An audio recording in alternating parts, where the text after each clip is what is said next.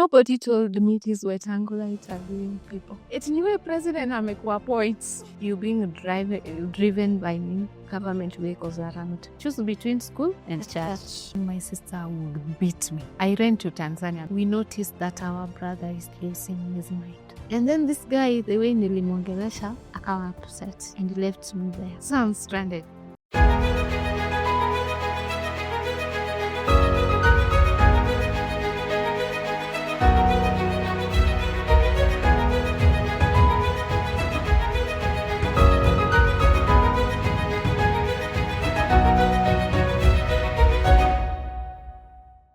Hi, and welcome to yet another episode of The Sovereign Voices. I'm your host, Atieno Otieno. If you've not yet joined our community, I'm appealing to you to join our community. Support us on our social media, share our videos, watch our videos, like our videos, leave us comments. Today we're joined by a phenomenal woman, and this is her survival to sovereignty story. Welcome to the show. Thank you so much. Thank you for joining us. Thank you. Okay, my name is Euralia'S, and currently I'm single, not married, not yet a mother. Are you searching? Not really. God will work things out. Okay. Yeah, not yet a mother, but I am a mentor to many. I work with young people.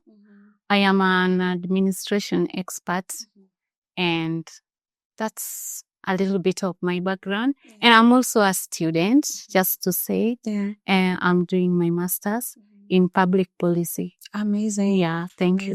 Thank you. Thank you. Thank you so much. What is your story?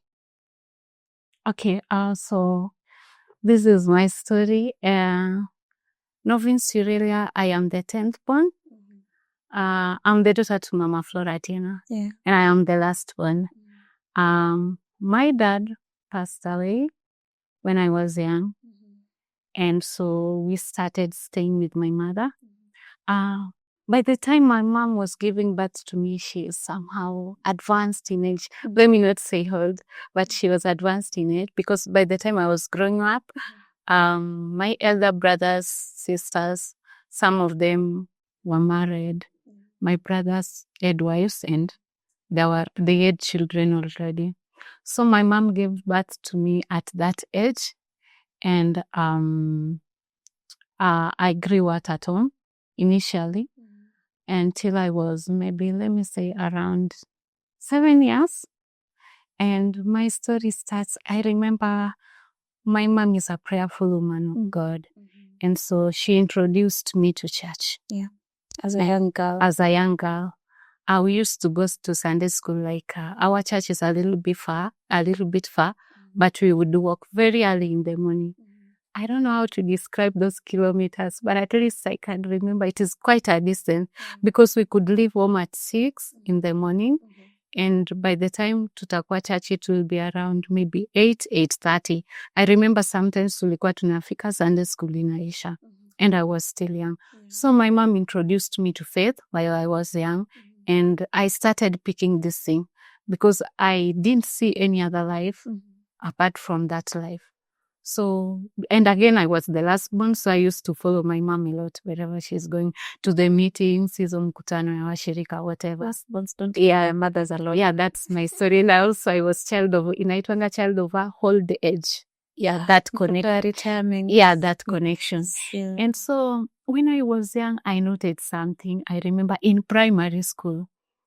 At first, I remember I was not a performer. And I never liked it. My late brother was a teacher. He was employed by the government, and he was very strict. So, your brother is a teacher. After closing day, he wants to see your report forms. So I was not a performer. And then my brother used to be like, what is wrong with you, But also he was a soft-spoken man, and I loved him a lot. May his soul rest in peace. And so we used to have that conversation, and he used to give me a lot of promises. If you do better, I'll do for you something good. And so I remember at this point, because I was not performing, I went to God. And I remember I first asked Mom, if I pray, is it possible that I will perform. And she told me, you can. So I remember, you're still young, and I only need to tell God that, Mungu, I need to get like a good position in class. So I remember my first time to perform was in term 3, class 3. I was position 11 out of 90 something. Wow. Yeah. And so when I got this position, my elder sister, who was married in Murube by then, she came home. And then she, as an elder sister, she was going through our report forms. Yeah. So she saw the improvement in my performance. And I remember she told my mom, I think this girl is very bright. And I don't want this girl to be at home. Because the situation at home, it wasn't that appealing, Yeah. Remember, you are still young, and I used to go to a school known as Nyalenda Primary School. And that distance is very far. You walk from home to school. It was very, very far, very far. And we used to walk a lot. We used to strain. And then again, you are the last one. When you unafuata, they are in upper classes. Yeah. And then they used to go to school. I remember maybe a time, 10:00 asubuhi, 11:00. You remember those days? Yeah. And so you follow them because you don't want to remain at home. You will go, you want to go with them. And then that situation pia at home, sometimes umetoka all the way from uko, very far. And then unafika home, mama yuko. And do you know what happens when mama yuko? No food. No food for you. So my sister said, give me this child, niende nayo. And I remember by then my sister only had one child who was like 5 or 4 years younger than me. So akasema at least she's called Grand. So Grand can have somebody, baby too. And then my mom said, it's okay, let her go. And I was very happy. Yeah. Because at home, kulikuwa tuna maisha. I remember one day, tulikuwa tunatafuta hata mrenda nyumbani. And then my sister showed up. Alikuja home. Ilibidi hata tutupe those mrenda because, we just knew akikuja, there is something good. So nikaenda naye and I started staying with my sister in Murube. And it's not, okay, I'm not sikujisifu, but if you go to Murube, Euralia'S is a little bit a common name. Because I remember when I went to my sister's place, I'm someone who used to be very active in class, Yeah. And so when you're active in class, you remember kitambo, you know what happens? You will be known in the school for your... Everyone knows. Yeah. And then you just this young girl with a unique name. So I was known like that. So she took me to a private school when I was in class 4 and 5. And now when I was in class 6, alisema, I think the competition here in private school is not, how can I say, you're not competing. I want to take you to a public school so that you compete with a lot of people I know. Because maybe she thought because you are in a private school, you've been given this position like teachers are used to you. So akasema, I'm taking you to a public school. And then she took me to Senye Primary School in Murube. So I went there until I did my class 8 in 2010. And again, as someone who was somehow blessed upstairs, God saw me through. I got a sponsorship. Wow. Yeah, it was full sponsorship. And then now I went to Euralia'S where we were sponsored for the 4 years. But again, in my childhood, something happened. I used to be the last born. And then I think the difference between me and my siblings was that tuliachana.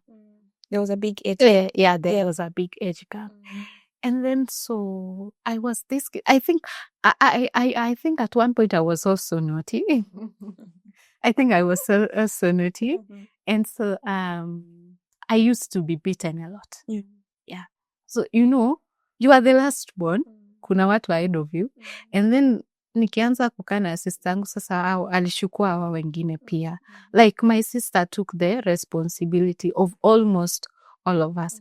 Like we are 3 last girls. There is Mimi last born.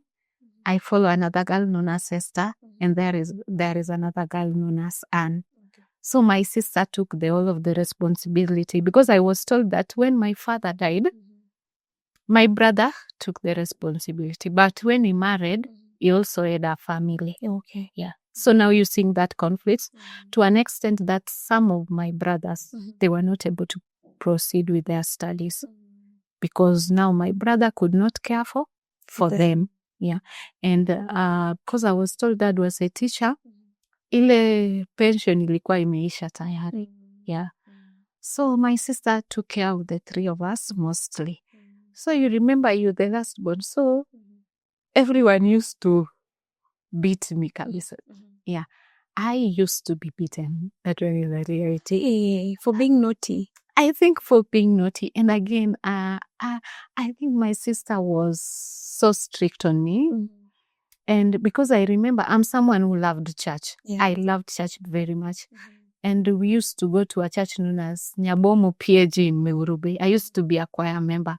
So mimi nilipenda church to an extent my sister used to tell me choose between school and church. If you don't want to go to school, chukua uniform, anika, uende church. So I used to love church so much. I even used to sneak and go to choir practice. Yeah. Yeah, that was me. So I used to get a lot of beatings. I don't know why, but I used to get them. Yeah. Yeah, I really used to get them. Until right now, I always look at my body, there are still marks. I remember when I was in Form 4, an incident happened. I was going to do my Form 4 to sit for KCSE. Yeah. And then at this point, we had an issue, a disagreement with my sister. You know, right now you are around 17 years and you are feeling like you are an adult. You're an adolescent. Yeah, and things should not be solved this way. Yeah. I remember at one time when I was being caned, nikauliza sister yangu, who said that when you are an adult, you are always right? And you remember, ukisema hivyo, what followed? And then I went to a good school, Wiser Girls. Yeah. We were sponsored, fully sponsored. And this school, they were not encouraging caning. Sisi hatukuwa tunachapwanga shule, you know. And then in this school, they will also, this is a school which was promoting girl child education in that area. Yeah. I don't know whether you've heard a story of Murube. It is a place whereby there was a story that has been done about that area again and again, whereby women are being exploited for Fish for that one. Which fish for something. Yeah. So this organization was promoting girl child education in that sense. Yeah. So we are among the beneficiary. Yeah. So that's how I got to that school. And in this school, we were not being caned.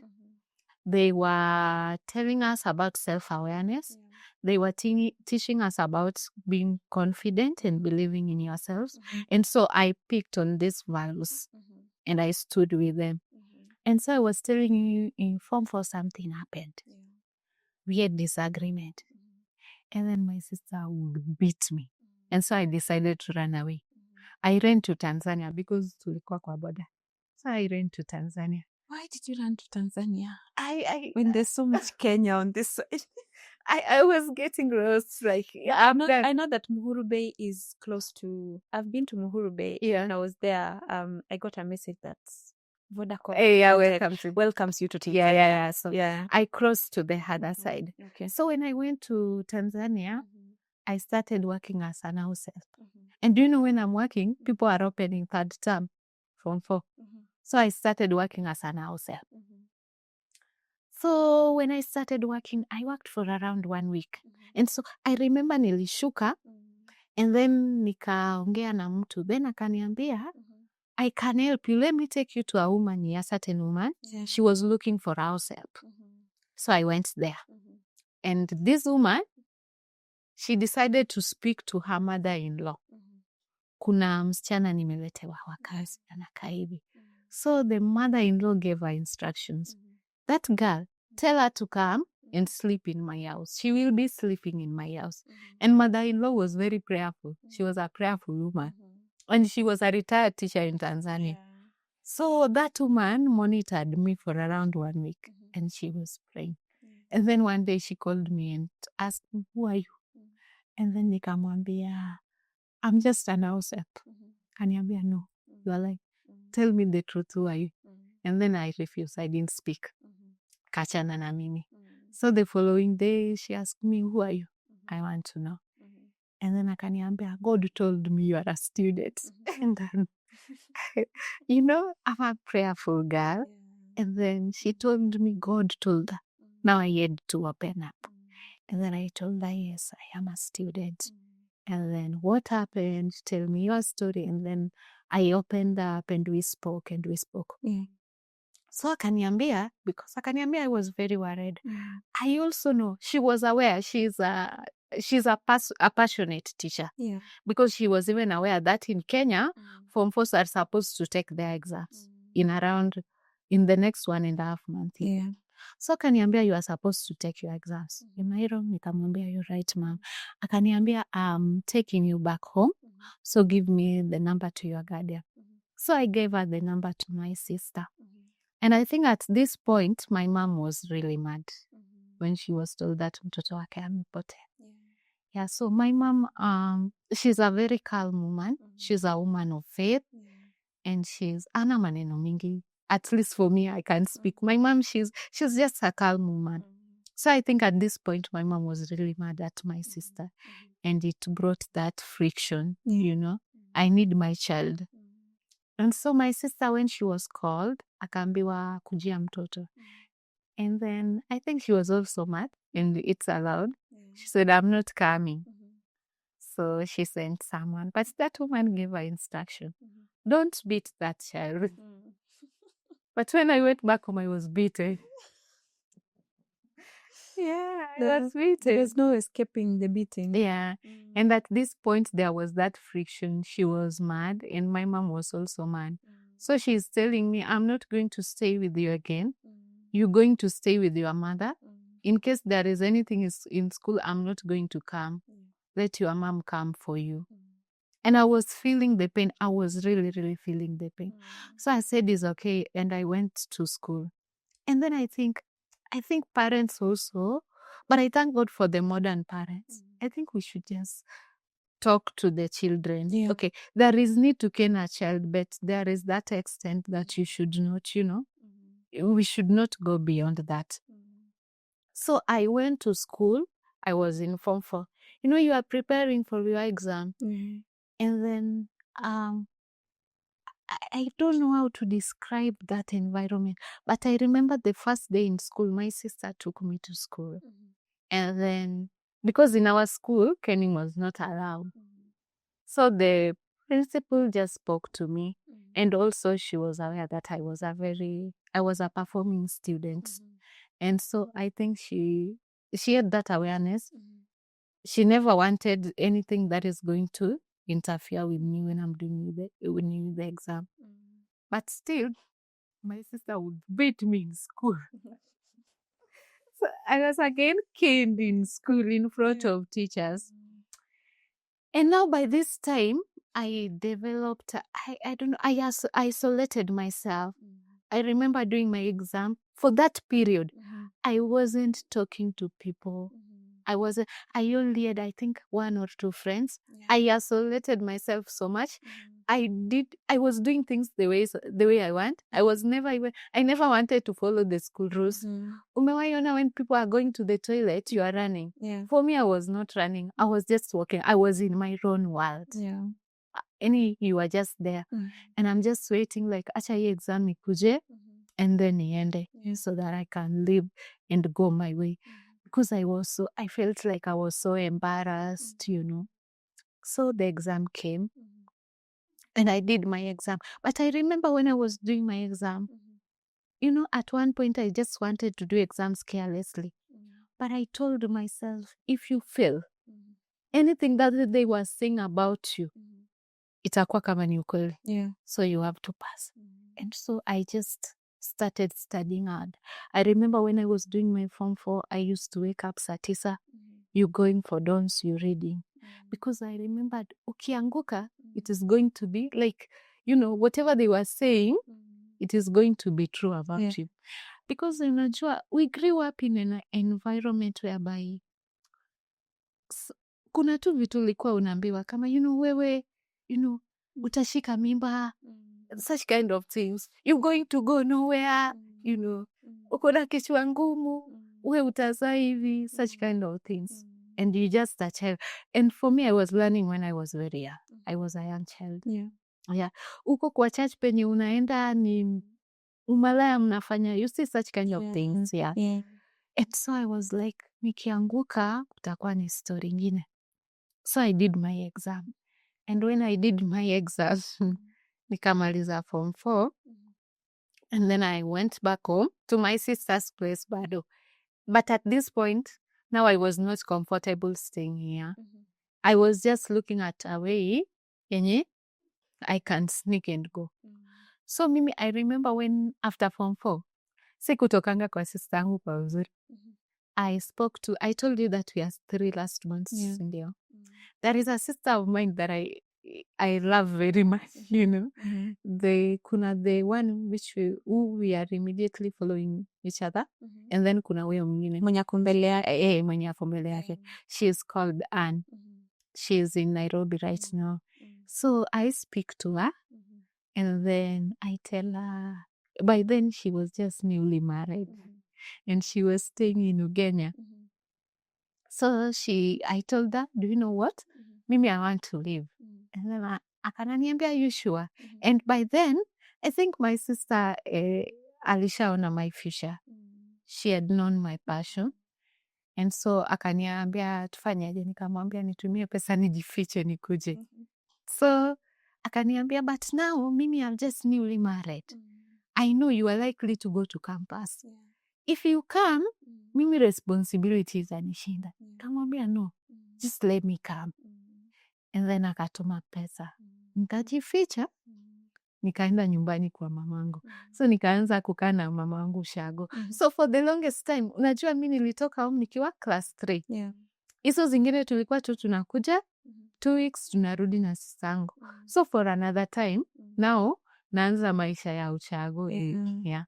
Unajua sisi kama after form 4 ulikuwa unakaa hadi September ndio ujoin campus. Now nimekuja ushago for this time. And then my sister tells me, now kukaa ushago, sioni kama inakufaa. Kuja huku penye niko. She's just newly married.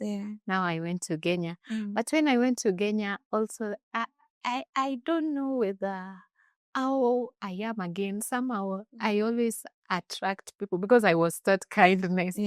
So, you know, you're staying with your sister.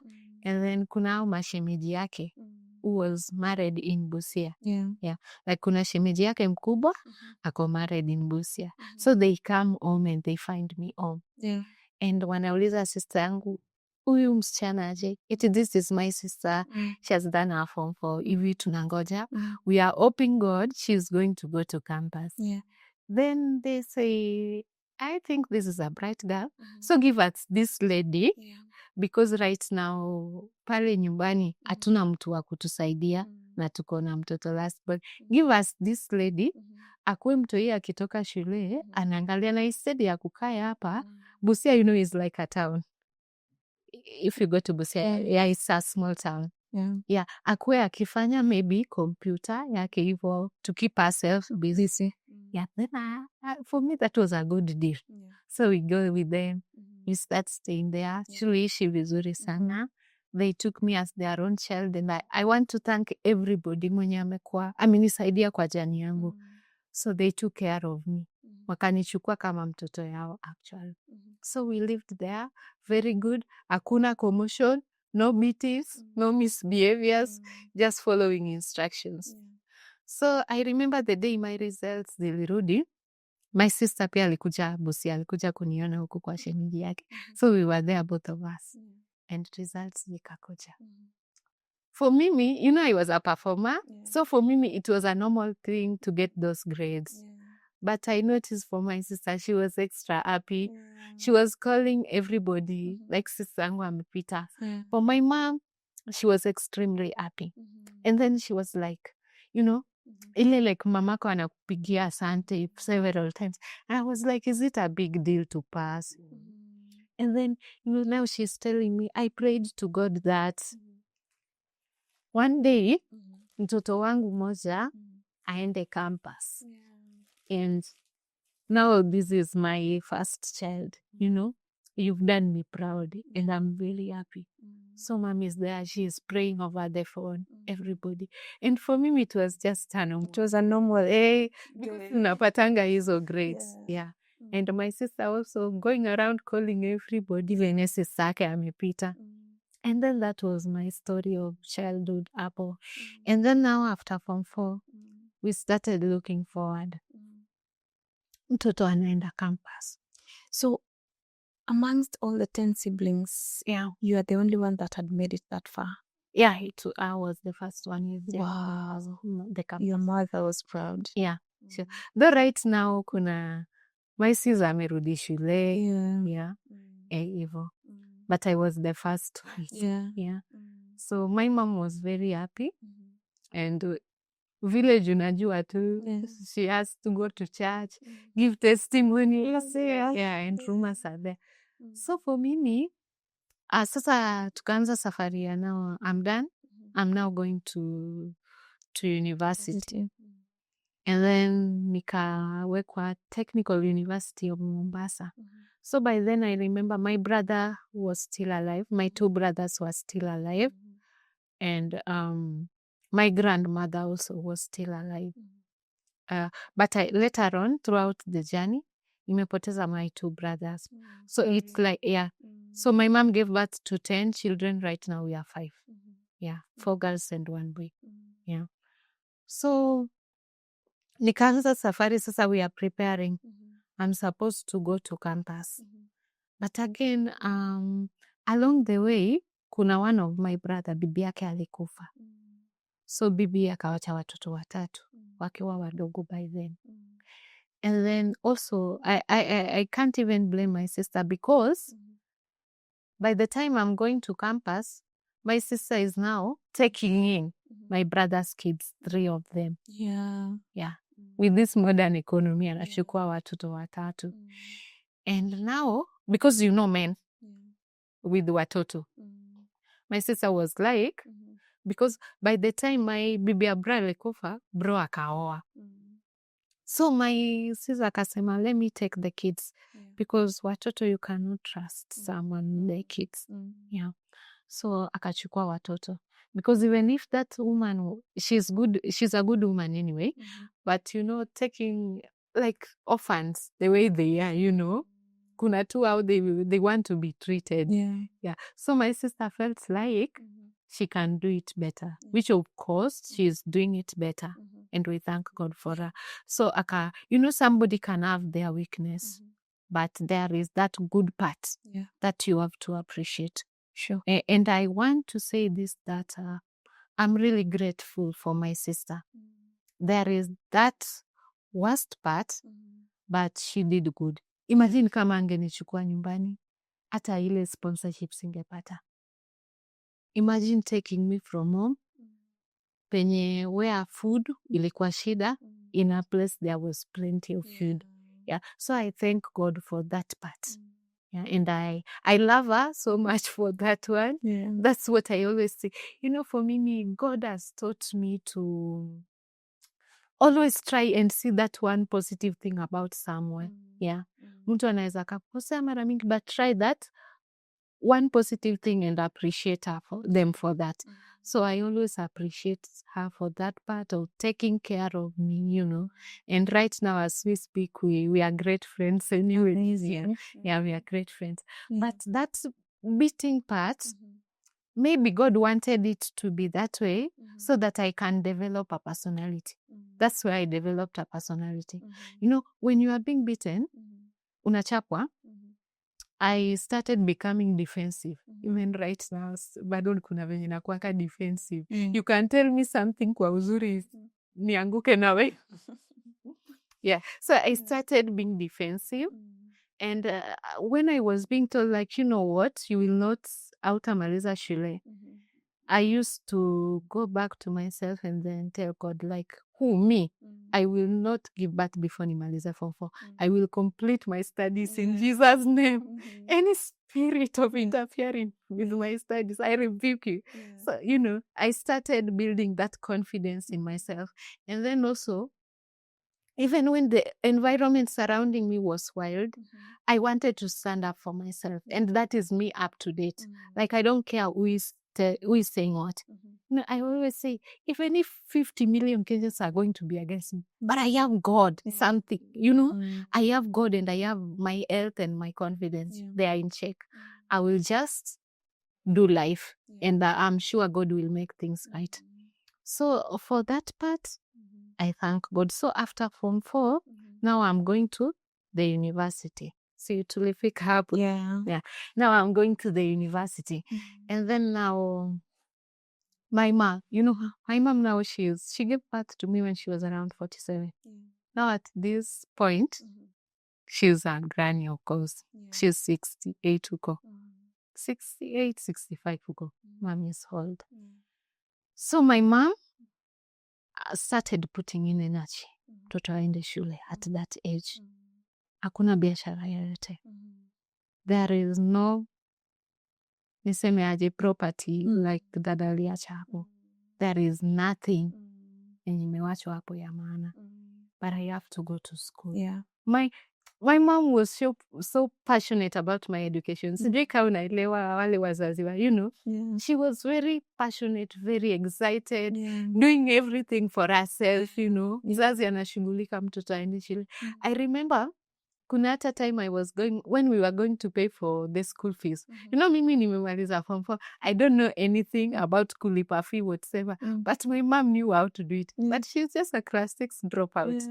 And then that woman, one thing also I need to tell you about my mom, when I was growing up, she's a class 6 dropout. But mom used to run her own pharmacy. Mama alikuanga anauza dawa. Anatibu watu. Na watu wanapona. Mom used to, alikuanga na, inaitwaje? Mkunga kuzalisha watu. Vizuri sana. Mtu ameumwa na umbwa snake. Mom used to treat. Anampea medication. 2 times whatever. Vizuri. That's not enough. Mom used to, unajua ushago by those around maybe 2 or something huku. Hakukuwa na hiyo mambo ya kupeleka watu kwa morgue sana. So, ma used to preserve dead bodies. Anaitwa na wadunga. That's the kind of woman she is. She is very passionate and very hardworking. Despite hiyo kusoma kwake kidogo, she had a lot of knowledge. I think akilini yake. I think that woman would have done better if she had the opportunity. So mama akaanza kung'ang'ana pale niende shule, kuweka resources pamoja. I remember kulikuwa na part of our home. Just a parcel of land hapo kwa part of our home. Mama akauza niende shule. So I went to campus. I joined vizuri. Mama akanitreat vizuri sana. I stayed in hostel first sem, second sem, so mama akasema nikae nje. Akatafuta pesa kwa njia zake, akanitumia deposit, nini ya kitanda, ya carpet, gas ndogo ile ya 3 kg, and I started life. So mom used to try a lot. And God, I want God to keep her. And then nikaanza life campus. But as we were moving forward, by the time nilikuwa naanza shule, my brother was still alive, my elder brother. My grandmother was still alive. So my grandmother started supporting me. Because I remember grandmother was for me. She loved me so much. She was a bishop. And my grandmother was very strict to an extent. The rest of my siblings, they just used to go and visit her one day. And then they leave before work or Sunday. But for me, it was a different case. Grandy used to love me. She never dictated my dressing code the way alikuwa nafanya na others. Mimi, I was dressing the way I want. I used to eat what I want. But Grandy ungemwambianga like, you want this food. No. You eat what is there. But for Mimi, I used to dictate what I want to eat. Last boy. Yeah, that's one. So Grandy she used to love me. So she started supporting me financially. And then also I used to be a person, she was old. So Mimi, I used to go wash her, bathe her, and we used to interact a lot.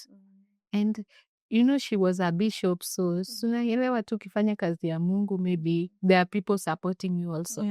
So Grandy used to be well off. So I remember, I think when I was in second year, grandma died. Yeah. After paying for my rent for that same, she died. And then I was like, now what is this? But again, nikasema tu, God will come through. So after nani amekufa, grandmother amekufa, I went back to Mombasa. Nikaendelea na masomo, mama nang'ang'ana na my brother huku. But again, we noticed something was not right with my brother because he is a calm person, just like my brother. Just like my mother. Ni mtu mwenye aongelei issue zake, you know. And you just know men how they are. Yeah. They keep a lot of things to themselves. So I think he had issue with this marriage. And he was not talking about it. And then he was kind of divorced. So at one point we noticed that my brother was not okay. Yeah. His health was draining as fast as possible. Yeah. The mental health, the whatever. So, and he's the first child of my mother. And my mom loved him so much. Mom alipenda bro wangu sana kabisa. So I think my mom, kuona mtoto wake hivyo, she was not just okay. She was not okay. She was battling so much. So she started taking care of my brother. You know, this is your son. Yeah. You have to iron his clothes, akienda job. You have to cook for him porridge asubuhi. And then health ya bro ikaendelea tu hivyo hivyo. Mi nikiwa campus, bro ananisupport kidogo, tunang'ang'ana huku na mom. And then one day I remember I was doing my CPA. And you know, from that day I did CPA 1 and 2. That day I was sitting for CPA 2 exam. And I remember from that day, sijaifanya CPA tena. Then I left it at that point. What happened? I received a call from my sister. And then she's telling me, do you know what? Somebody came home and called the mom. Eti bro has been found aki-collapse. So my mom went with the porridge thinking maybe bro ako njaa. So kwanza kumpea. Yani sisi akinipigia, they were just in that process, you know, my brother is dying. Yeah. So tukakata simu, and then I think in the next 10 minutes, I received another phone call that bro is dead. Yeah. So sorry. Yeah. And it was not okay with my mom. And then during his burial, there were a lot of commotions.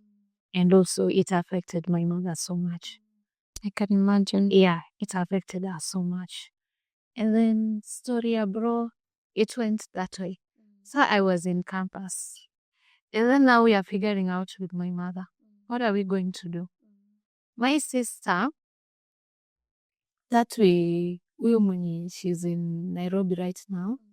By then Alisha moved to Nairobi. But you know, bado employment yake, she's not stable yet. And along the way, ye pia anapanga kurudi shule, college, because alimalizia 244. And so, you know, there is no way out. We are figuring out things with mom. And I remember at one point, we agreed with mom that we're not going to tell anybody. Yeah. But have you ever known Oyugi Ogango, that home state? Yes, it's a common name. Yeah, in Luanya. During that time when we have provincial commissioners, it was a PC of Nyanza. He was in charge of Nyanza. So we agreed with my mom that I'm going to work there as an house help. Yeah. So that I can raise some fees. School fees. So you're quitting. No, I'm not quitting. Like temporarily. Or it was during the long holiday. The long holiday. Okay. So I went there and I worked. And where? That homestead is too big. The house is too big. So I can even I think I did 1 month and I said, no, just give me my money and then the rest, siezani. But again, you know, they were also doing me a favor because they like that woman, the first wife to Euralia'S, she was a friend to my grandmother. So, they were just doing it. Maybe they wanted to do me some favor, but again, I need to work. We are now self. So I said, Imenishinda. And then I told Mom, I'm coming back. So I went to work. I remember it was 3K per month. So ulipata 3K. Yeah, I got 3K and I just went back home. And then we started figuring out things again. Another. So shule ikafunguliwa nikarudi shule. Sasa after kurudi shule, my mom, she used to be committed about my education. My mom, she used to speak to people pia. Tell friends, I have a child in university. And so, niko hivi. So, ukipata kakitu kadogo unisaidie. So, I remember sometimes, mimi nilikuwa nakaa tu, unaona, pesa imeingia kwa M-Pesa yako, money in your M-Pesa from a strange number. And then you calling that person, then he or she is like, oh, I spoke to your mother. And she told me, when I get something, I be sending you. Yeah. So that was how She was trying. Yeah, she was trying. And then I'm like, okay, thank you. So I continued with my education. And I remember God has been in my story since. Even when I was in campus, Mimi, I love politics so much. But I love God the most. And I always love God the most. So I joined the Christian Union, TUMCU. And I used to serve God there. And so I was serving God. And I'm one person who was just, you're taking one day at a time. You're living in faith. You just stop next month, rent itapatikana. You don't know where it will come from, but you just hoping that it will be there. Maybe you don't have food today, but you just believing that God, maybe tomorrow, you will just get maybe that 20 bob, you buy my 10. Ukule. That was my life in campus. So it went that way for some moments. And there was this time we were doing attachments now. Ukiwa campus, attachment is a requirement. Yeah, it is. Yeah. So there was a requirement for attachment. And then that's why I'm saying God has been on my story. Like he's always on my case. And then this attachment, I'm here. I don't know where I'll go to do my attachment. I even don't know where to start from. And then I remember I did bachelor in business and office management. Nika specialized secretarial option. This is a good course, by the way. Let me just advise someone outside there. In Kenya right now, the way we are, like our country, bado tuko kwa, we are still doing a lot of administrative things. Yeah. So this course, it is a good one. Yeah. So I did secretarial option. And then, kwa secretary, we do something inaitwa shorthand. It's not an easy thing. Everything is very difficult though. It's very difficult. So, ikawa kwa specialization, everybody ran away from shorthand. And we remained 3 people. In fact, you were doing our lecturer, because that's the lecturer. By the way, I don't know, there is this favor of God upon me. That lecturer used to love me so much, our shorthand lecturer. She used to ask me about my story, my mother. I remember one day, you can just imagine in a university set up, when kuna a lot of people, but there are some lecturers who are interested to know your story. Like there was this particular day, she met me, our shorthand teacher, Mariam. I think kiatu ilikuwa imetokana. And then she was like, what happened to your shoes? You're a girl. Come and take this money. You go and repair your shoes. And then also one thing about me, if I know that you can help me, the only way I can give back is by showing you honor. So I used to honor her. I used to go for her, carry her books, bring her to class, take her back, And then she used to ask me, how is your mom doing? How are things going right now? Shika, you go and take care of yourself, And then there was also another lecturer, also Madam. She just used to ask me my story from nowhere. How are you doing? And then one day this madam lecturer brings me sijui viatu high heels zenye hata zimevaliwa moja sijui alinunua ikamshinda around 12 pairs of shoes. And then I was like, God, you just don't my case. And then now I'm telling you, we were doing attachments in there. So this lecturer, she calls me aside and asks me, have you gotten a place to do your attachment? I'm like, madam, no. And then she's like, you know, the three of you, I want you to go somewhere. I'm organizing so that you can go somewhere. So they started organizing with another madam. So, and we were the pioneers of this course anyway, too. So they organized and they are telling us, the three of us, let's pray that this thing go through first. It is a good deal. So kumbe they were organizing. They wrote to the parliament. Wow. Yeah. They spoke with, I don't know, the school administration, and they wrote to the parliaments. And by good luck, we were accepted in parliament. Wow. To do our attachment in parliament. Yeah. I remember the three of us when we reported there for the first day. That there is a madam there, Katuliza. Who brought you here? Don't take attachments. You don't take attachments. And now we had to go to the HR kule juu. Tukamwambia, no, we called our lecturer. Tukamwambia, huku hakunanga attachments. Tukamwambia, go to the HR. So we went to the HR. And then the HR said, Hebu bring that letter. Who has told you so? Yeah. Go and tell that person. Mr. So-and-so has sent you. Wow. So when we went, and that woman at first, alishtuka kidogo, and then she was like, okay, give her a seat. So I started doing my attachment in parliament. There is a protectorate building. I was under liaisons office, something like that. So we started doing our attachment there. And I thank God for this madam also, because at first she was like, who brought you here? But as we were proceeding, she was motherly. She used to love me. She used to sat me down and talk to me. And by this time, kuna story yenye ilifanyika, the story of Sharon and Obado. So as a mother, she sat me down and she spoke to me.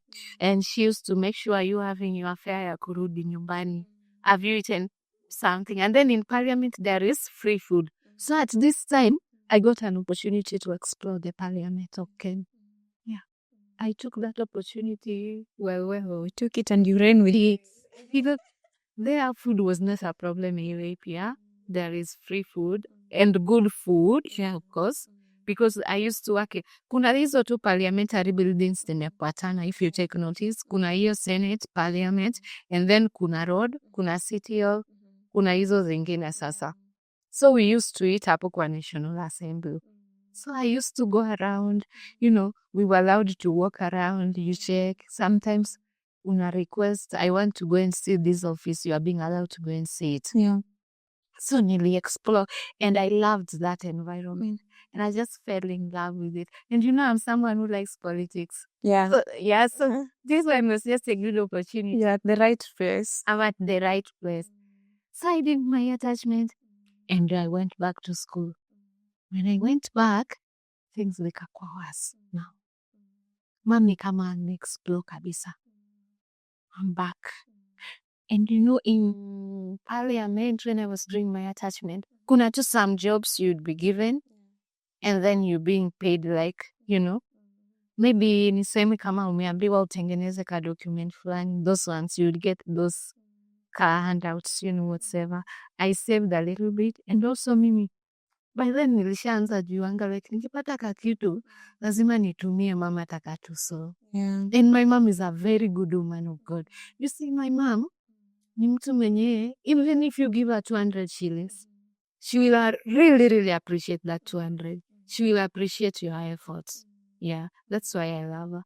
So, nikarudi Mombasa, and hapa sasa life ikakuwa very tough. Very tough. I remember I really used to cry. By then we were, because hata nyumba sasa huwezi lipa peke yako. Yeah. I took someone in, tukaanza kukanaendo to share the cost. But I really used to cry. ile tu hadi my roommate anakuuliza what is happening? Yeah, it will be okay. Umeona ile tu hadi unajifunika tunalia. So at one point nika figure out things and I told myself I'm not going to die because of depression. It was very tough for me, but I had to figure out. So God gave me this idea. Niende Kongoya, I pick fruits, come and make them. Hizo zenye una mix fruits. You put them in a tin and then you go sell them.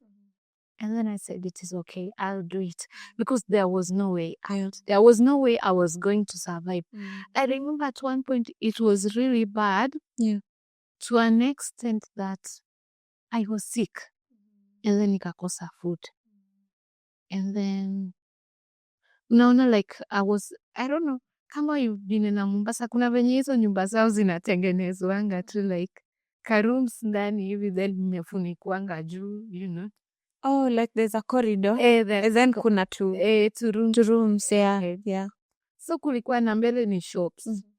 Kulikuwa na mtu mwingine hapo alikuwanga anashona viatu.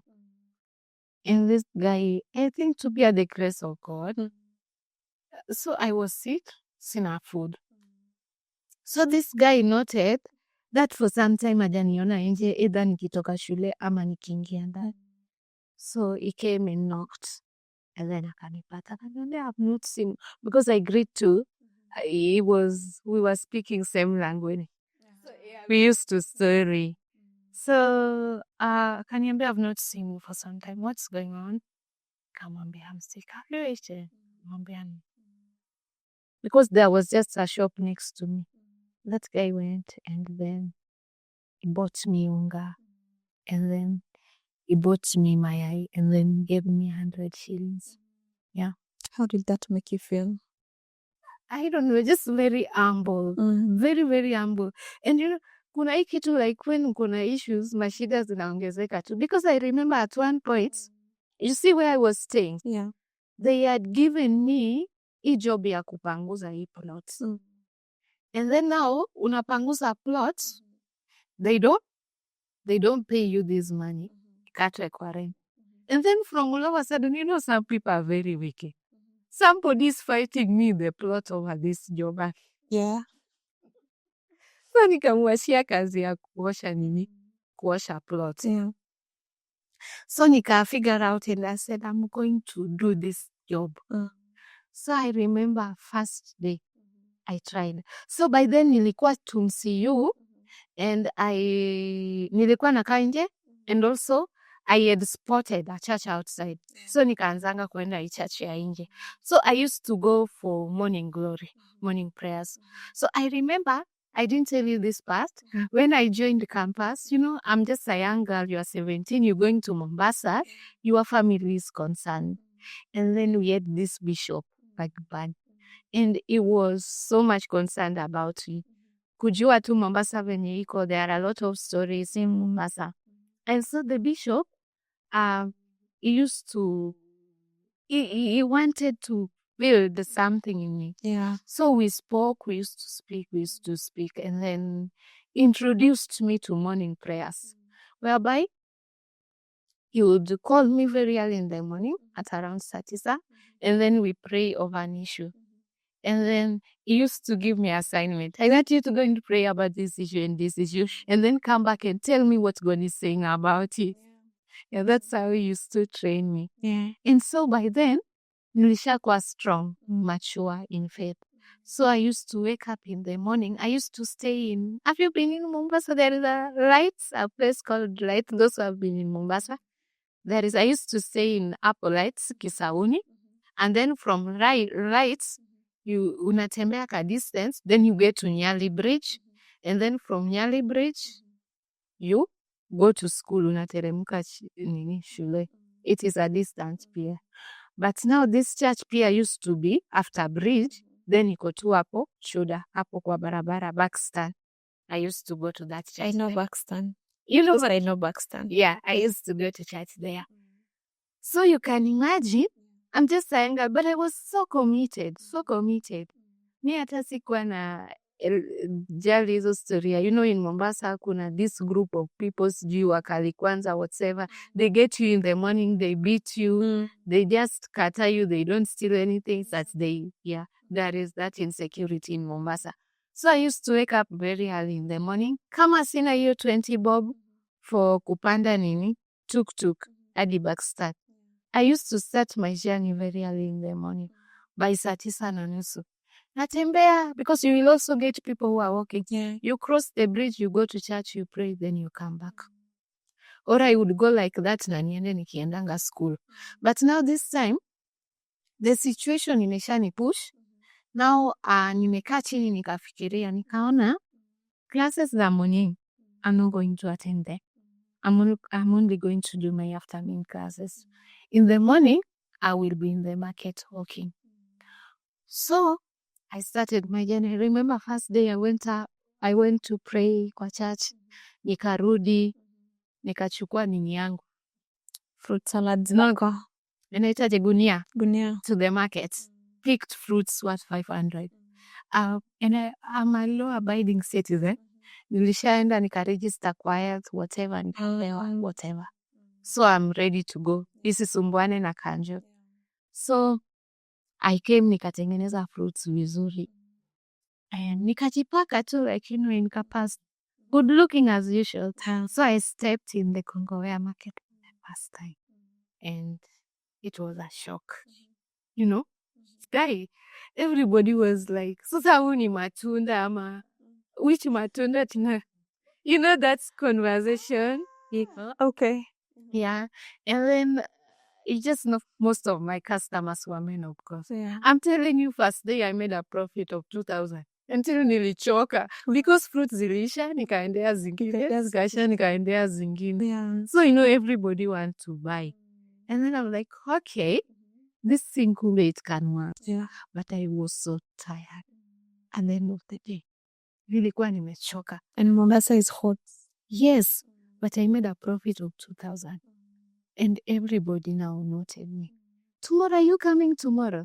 Kesho unakuja? I'm like, I'll be coming here every day. I remember even some young ladies who are doing business there. They were so interested, you know.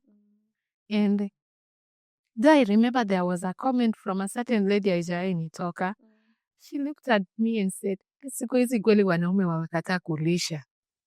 Kama huyu, she's okay, you know. Like wamekataa kulisha.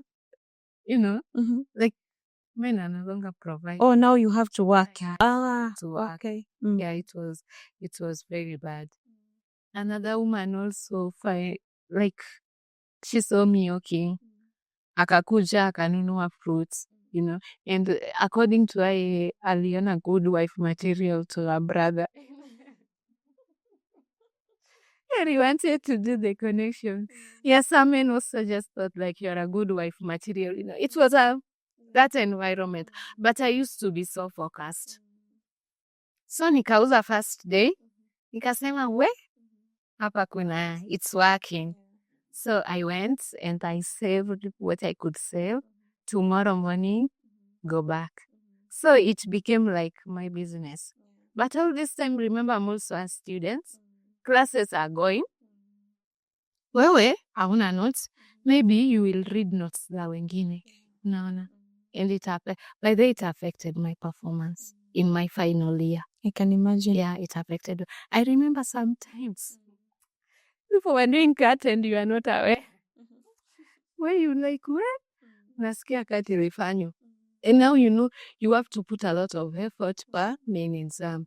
Because cut imekupita. In campus kupata lecture na kuplay cut, you know how hectic it is. It is. It's very hectic. Very hectic. And so the situation goes like that, and then by the grace of God, nikamaliza. I remember tulimalizanga classes April 2019. And I was like, God, you've done it. No fee balance, no nothing, everything is cleared. Nimemaliza. So I was like, the next thing, what is next for me? Unajua, there are a lot of stories outside. There are no jobs. There are no whatever. hakuna kazi, Kenya hakuna kazi. And this thing karibu inaingia kwa akili. So I used to ask myself, my God, I'm the first person to go to the university. My mom has invested so much in me. And then I'm coming outside, there is no job. What kind of disappointment is this? So I would stay in the house only for 1 month. Like this. And then May. You remember that's my lecturer? Yeah. Who used to be my friend, my shorthand lecturer. I think she was offered an opportunity to teach in a college, Kenya Coast National Polytechnic. And he was like, now, I'm a university lecturer and I'm so busy. But I have a student that I know who is disciplined and she can do this work. So she called him. Kaniambia, come see me. Then I go see her. Then she spoke to me and then told me like, go see so and so at Kenya Coast. So I go there, wakahitaji transcripts, nikawapea, and then they told me they will get back to you. But meanwhile, remember, it is April, sindio. Hii month yote, when you don't have a job, it is like an old year when you are looking for a job every day. Yeah. So at this point, are you still in Mombasa? Yeah, I'm still in Mombasa. Okay. So I can't come back home. I told myself, you know what? I'm not going back home. Yeah. Jobless. No. So I'm still looking for a job. And I remember this scenario. There is this guy that I met him somewhere. He was working in an office. I don't want to mention. Yeah. But in Kilifi. So, you're still looking for a job. That's why, let me just tell you, like, for people who doubt God, God is real. And God is speaking, God is speaking. Yeah. And He's so real. So I'm still looking for a job. And I remember there is this guy, he's telling me I have a contract. And I want you to sign this contract. So you're looking for a job? Yes. The job is 40,000. And this is a lot of money for me. Yeah. I'm just starting my work. And then I remember he told me, let's meet in Twapa. Yeah. So Mimi, I went there. We had a meeting. Then the guy gives me condition. We're sitting on a table and he gives me condition for me to sign that contract. Imagine, he's having the contract. He came with the contract. Yes. Mm-hmm. And then I'm like, me and job. There is something that I told myself. Kuna kitu siwezi fanya juu ya kazi. Mimi kazi zangu zote, since I started working in my life, it has been God giving me job. I pray, then I put in effort, then allow God to open doors. So that even when you go to the workplace, you don't struggle with the work. Yeah. I didn't even tell you this bit. There was a time also for working. I used to work nikitafuta kazi Mombasa, every office. There was this time I knocked kwa ido ya Lotto company. And then, this Lotto, they were doing promotion. Yeah. These road shows, Pambazuka. Then I was told, can you dance kwa road show? Yes. Are you going to do it? Yes. I'm telling you, I went there and I danced kwa road show. It first time, first day. And then when like, people were already going. So you are told to join the team. Sayo. I danced kwa that show. At the end of the day, I have my 700. I have my 800. Yeah. I was like, as long as I'm not doing some dirty job, it's okay for me. And so at this point, huyu jamaa amekuja na contract. Kuna ile penye madam alinituma, I left my documents. And they told me they will call you. Unajua ukiambiwa hivyo you can't wait, you keep on searching. So this guy gives me a condition. I just told him no. I have never. And do you know this guy? He has called you to Mtwapa. Mimi I was hoping atanipea hata fare ya kurudi tao. Penye nakaa huko. And then this guy, the way nilimwongelesha, akawa upset. And he left me there. He left you there? Yeah. So I'm stranded. But let me tell you how real God is. Do you know, on the same day, like sasa mimi nimetoka, I don't have fare. I'm just going to a matatu stage nianze ku figure out things mwenye nitaomba doa nitumie. I received a phone call from Kenya Coast National Polytechnic. Where are you? Can you come right now? And it was even late. It was around saa 10. I'm like, yes. Akaniambia kuja. Huyu mwenye anapigia is telling me I'll be waiting for you. Siendi nyumbani. And then I was like, God, what if maybe hata ninge do whatever I did, like maybe aunge open this door. Unajua nilitoka kwa hiyo table. I had machungu, like I was like, how do you take me? I'm like, God, where are you? Why is this happening to me? And then God answered immediately. He came immediately. So I'm like, okay, I'm coming. So I went there and it was my first job. And I thank God because they were paying good. Okay, for me it was good because the salary was 30K. And then apart from this 30K, this is a national polytechnic. You have your part-time classes on top of it. Yeah. So it was a good start. Yeah. So I worked there until December.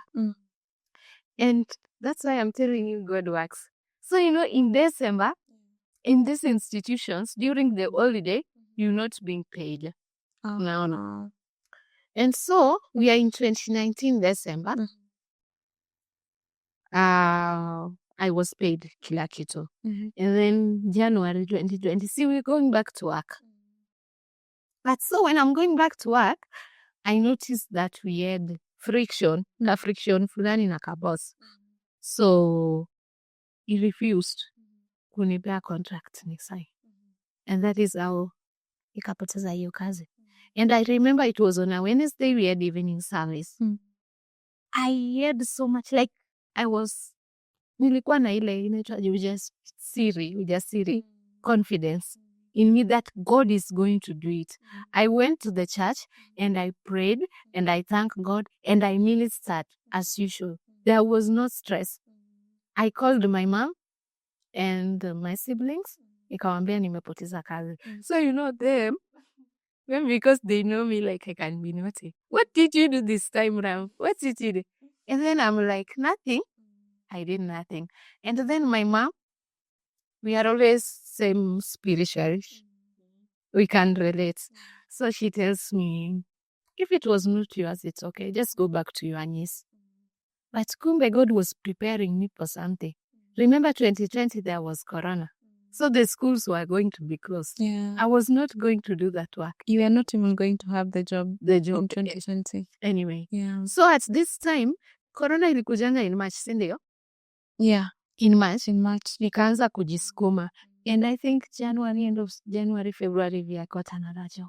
I was working. And this one was paying better than the other one.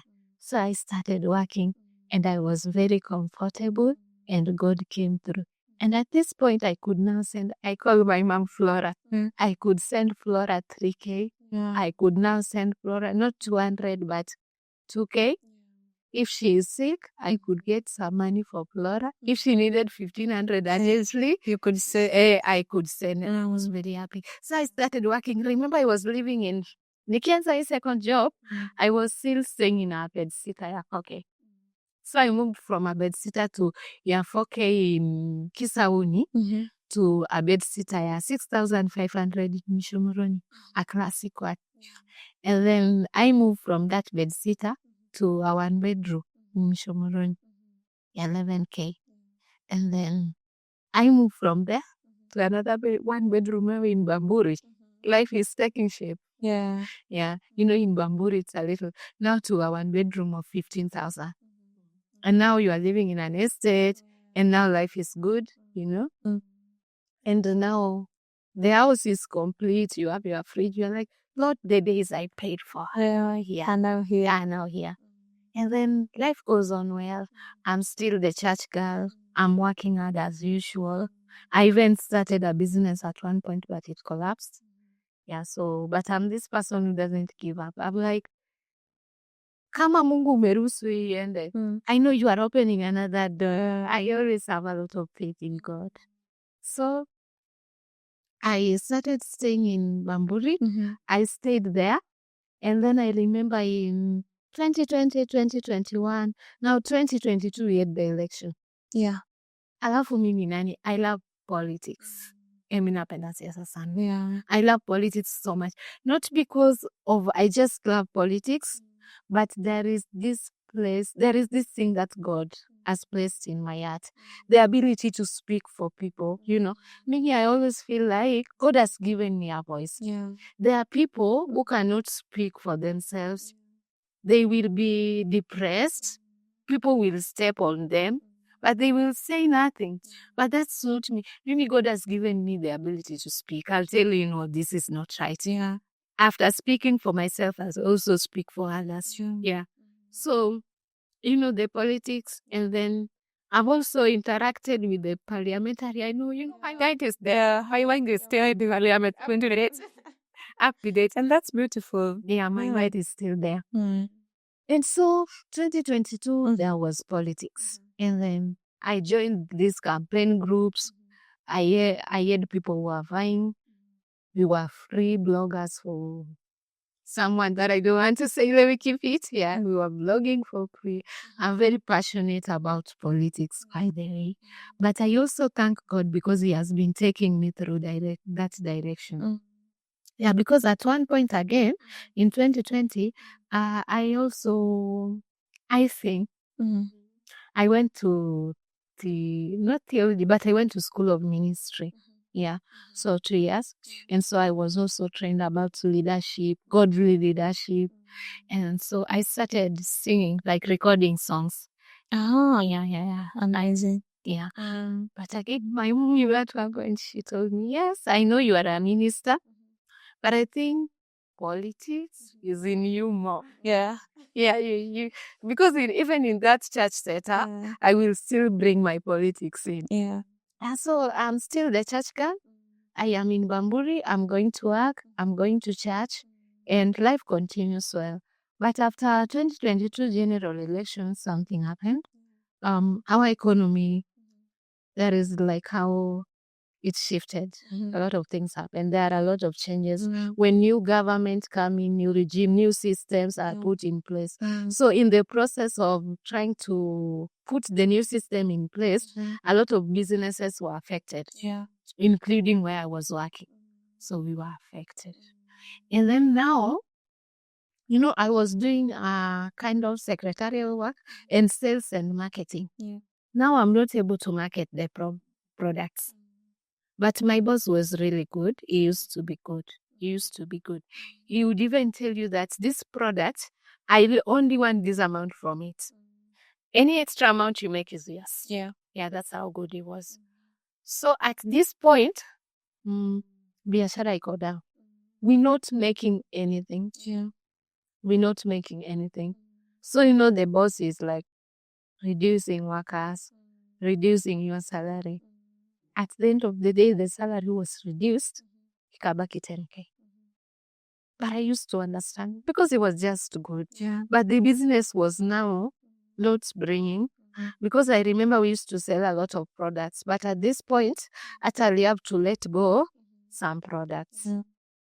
So at this point, I'm saying now, akaniambia, now, with this salary, you can't come to work full time. You will only be reporting certain days. So akaniambia, if you can get another job to sustain you, minister kuta, so that you add this 10K on top, it will be good. So I said, okay, I started looking for another job. And then there was this day, I was praying and fasting. So after prayer, like, leo nimeomba. The following day, that's why I'm saying God is real. After praying and fasting, the following day, I go to town Mombasa. See, I prayed yesterday and I fasted. I'm going to look for the job that I prayed for. I start knocking offices until I came across this office. And then that guy was a lawyer. So, his secretary, kumbe alienda kujifungua. So, he really needed someone. And then he was like, who brought you here? Nimejitafutia tu. Are you sure that's my secretary hajakurifa hapa? Like I came. Then I worked for him for 1 month again. So unaona hii salary yake plus ile yangu sustained me. And then I still, because secretary wake alirudi, so I had to ambiwa pumzika kidogo. Yeah. So I started looking for another job again. So, you know, I'm a church girl. I love church.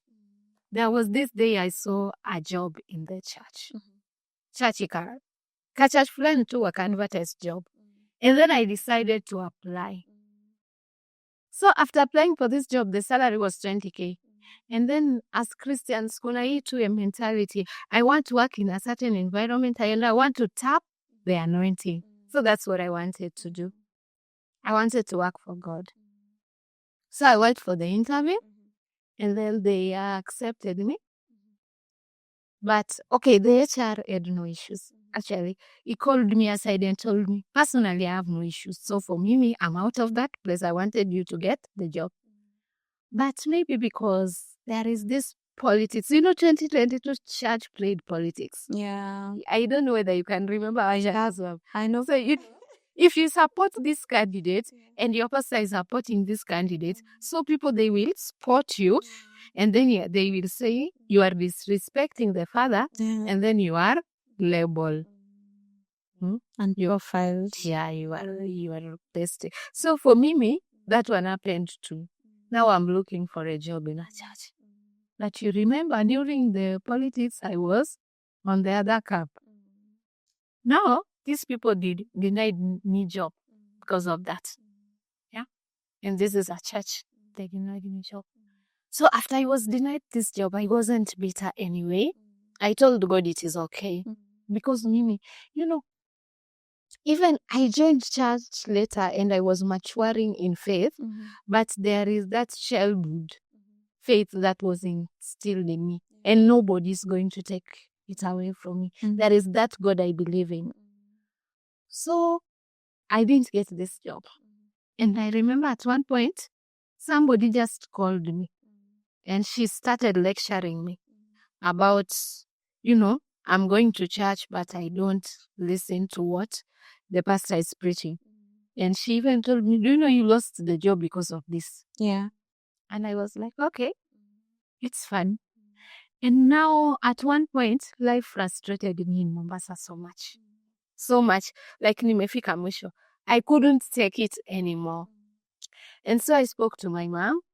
And they also went to prayer. They prayed that God will remove me from Mombasa. I come to Nairobi and open my doors. So I told my mom, I feel like I want to leave this place. It's not working anymore. And it was my 7th year in Mombasa. I believe that 7 is a number. They say 7 is a number of completion. Yeah, so I said like, it's my 7th year. I thank God and I want to come out. Remember nilikuwa na wood house, everything. The days I prayed for. And so I looked at my things and I'm not able to carry them. Sina uwezo wa kuzibeba from Mombasa to Nairobi, to even home. Because in Nairobi, I didn't have a job. I was coming to stay with my sister. So I spoke to my sister and she told me, just come, you only come. Kuja tu. And then I started selling the things, the ones that I could dispose. Yeah. And then the rest, I had a friend of Mombasa.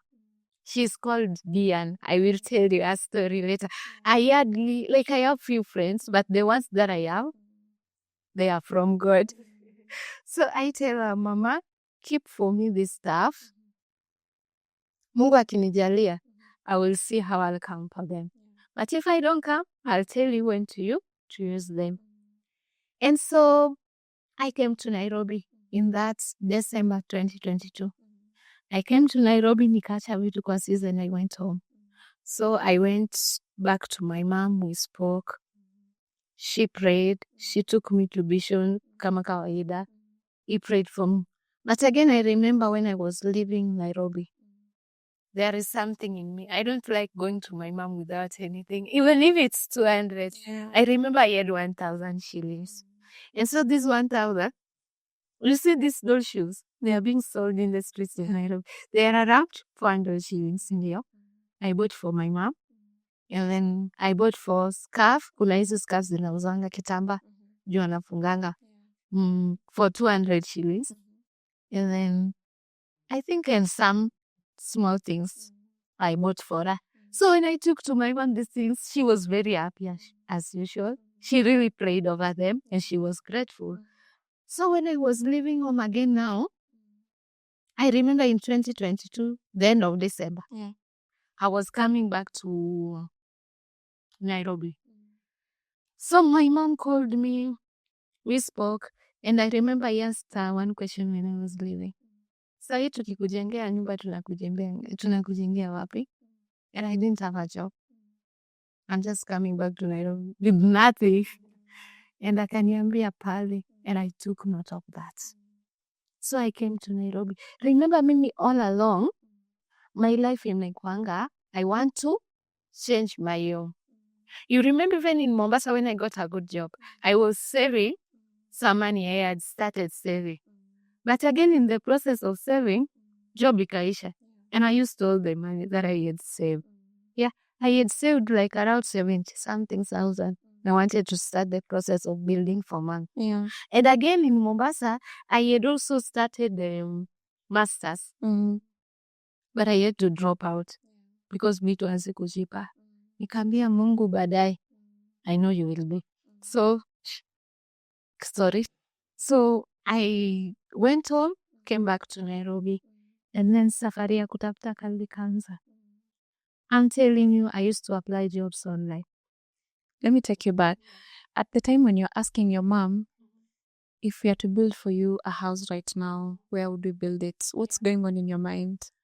I'm coming to Nairobi and I'm like, I'm like, Nairobi now is not like Mombasa. Here I'm going to put a lot of effort. Until right now I'm going to do what I wanted to do. What imekuwa in my mind since childhood. Like, mimi kutoka nikiwa utotoni, I wanted to build my mom a good home. But that was my first priority. Before everything, before I get married, before I have a baby. So that was in my mind. So I came back, I started applying for jobs. Unarusha 10 applications a day. And that is not enough. I used to go to industrial area. Hapo. Inaitwanga aje? This one which is inakwanga, this place Taj Mall, huko area, kuna industrial area hapo. You know you're a graduate. Yeah. You're having your degree. But I'm just going there, like, I'm knocking every door where I'll get the job to do. At one point, kuna hata hao watu hawana job walinipatanga sijui namba yangu wapi. Wakaniita tawa, I came. These jobs za kuuza nini. Nikaona, I left. So I started looking for a job everywhere. But again, remember, now at this point, I did my attachment at Parliamentary Service Commission. So mimi nakuanga kwa website yao. And I'm always sending application, even if there is no vacancy, I'm always sending. Now one day, hey, I saw the vacancy. And I'm like, now, God, at least, kametoka. Lakini kuangalia vacancy, they want 2 people. 1 man, 1 woman. And I'm like, still, I'm gonna try this one. So, I sent my application. And then when I sent my application, something sends me to fasting. Because unajua at this point, I've been praying all along for a job. Kuna wakati you pray until now you get exhausted, you know. But at this point, it was my first time to fast for 3 days. Maybe no, it was not fasting, right? I always do 1-1. Yeah. But like this was a very intense fasting for 3 days. Something sends me to fasting. So I said, it's okay, I'll fast. So I started fasting. And then by ile siku, I'm done with my fasting. I got an email. I was shortlisted. Wow, for the job. So, what happened? If you're following the politics of Kenya, in 2022, I think early 2023, President fired the remaining IEBC commissioners. Yes, I remember. You remember? Now, there was need to replace the commissioners, the commissioners. Now for them to be replaced, we need the committee, the IEBC Selection Panel. Yeah. So the IEBC Selection Panel, the azimio by then, editu, toa mtu, UDA watoe mtu, and then other bodies also bring people. They be 7 in numbers, they form the committee. But by then, Baba had refused to give someone. So the parliament discussed and they decided that now these positions, we are going to take them to wananchi to apply. Now that is how our job was advertised. Now I applied and I was shortlisted.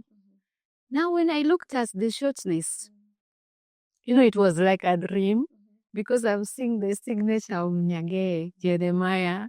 Yeah, is the clerk of National Assembly. I'm like, is someone trying to con me or this thing is real? But I'm looking at the document. When I was doing attachment in Parliament, I know how those documents look like. Yeah, they're this admin with kuna tu venye those inakwanga images zao zinakwanga. I'm like, this is the real document that I saw, that I used to see in Parliament. So this thing is real. Even my attachment form looks like this. So I'm like, okay, let me do it. Shortlist, like wametuma email on a Thursday. On Monday, you should be in the interview. When you are called for these positions, you need documents like ELB forms. You need the SEC. You need lawyer to sign your documents. It is a lot of work. I sat down and started calculating. I need around 7K agents. Yeah. And now I'm calling my sister, Anna, to be honest. Because my sister, the one we were staying in Umaja by then, she was really good to me. Like alikuwa na and then another thing, mimi ni last born. Kuna ile last born syndrome by ilikuanga actually, Again, I was depressed. So at times I used to disturb, like maybe nimeamuka, I don't want to speak to anyone. So she's like, Mom, speak to your daughter. She's like this, I'm dead. But she used to be good. I remember, sina job but ananipea pocket money, mine. But I'm eating in house. I'm paying no bill whatever, but she's still giving me money. So God bless her for me too. I love her so much. So now we need 7 documents urgently. I need documents. It's on a Thursday evening. And then I'm getting a call. Hello, Nobis. Yes. Have you seen your Nini? You are African, you are in Elia. How you are invited for the interview? Congratulations. I'm like, thank you. Have you seen your name on the Nation CG, whatever? Your name has been on the media, you are shortlisted. I'm like, no. Even Mimi, I know I was applying for some good job, but I didn't know it is that big, So like, I'm being shocked, pole. So I could like, you are supposed to come to the interview on Monday, 8 a.m. I'm like, it's okay. So I started looking for the documents on Friday. And on this Friday also I decided to fast. You are fasting and you are walking around Nairobi every corner. Remember, we didn't have the money. So I called my friend. You remember that's my friend in Mombasa? Yeah. Right now she's abroad and I love her so much. So I tell her, dear, I got this one. I've been called for the interview, but I don't have money. And she's like, I'm also not okay, but let me do whatever I can do. You can't miss because of that. Then akatafuta 5,000 and sends me the money. So I started processing documents. And I'm telling you, I'm this kind of person when it comes to confidence, faith, like, Mungu alinibariki na and personality. Yeah. If you look at me, even physically, I'm very tired. So how people would want to look at you. Yeah. But I'm always there, always on defensive mode to tell you that it's not what you think. Actually, my mom is always telling people, like, she's tiny, but there are 10 people inside her, the energy inside her. So confidence yangu checked, everything checked. I started looking for these documents. I remember at one point I had issues with L, but I was not giving up. In those their offices, Huduma Center to their offices, until they had to give me that form because I didn't have that enough money. Kuna ile compliance I was not paying. Yeah, regular. So my money was not enough to be given the cert. They ended up giving because I was not sleeping. Yeah. And so at the end of the day, I had my documents with me. And I remember it was around 7, saa moja usiku, when I went back to Moja. And nikifika kwa gate, I was so tired. I fainted. No, I did. I couldn't climb the stairs. I just fainted. I was exhausted. Yes. Because I'm always fasting from morning. Like I always take dry fast. I don't take any food, So on this day, I had fasted the whole day. Okay, this story, Ashakaola, it is... Nobody's telling me to do it. It's my personal journey. In life, I always tell people, you must kila mtu. Let's be honest, there is something backing you up. Yeah. Some people, you draw your strength from your parents. Some people do it from some big people, godfathers outside there. And then there is us. We only draw it from God. Yeah. So you have to check your faith very well. So at this point, nimeishiwa nguvu kabisa. I fainted. I remember I sent my nephew an energy drink hapo kwa duka kaniletea nikunywe, then I can now climb the stairs. And so I went to the interview on Monday. I remember on weekend, I was very busy reading the IEBC Act. I went to the Constitution, downloaded anything related with the IEBC, whatever. I was reading all over the weekend. I went to church, came back. I'm on my books. I'm on those documents. I'm reading. Until my sister ananiongelesha, are you not even going to help us do anything? I'm like, I'm reading. I don't want... You're preparing for the interview. Yeah.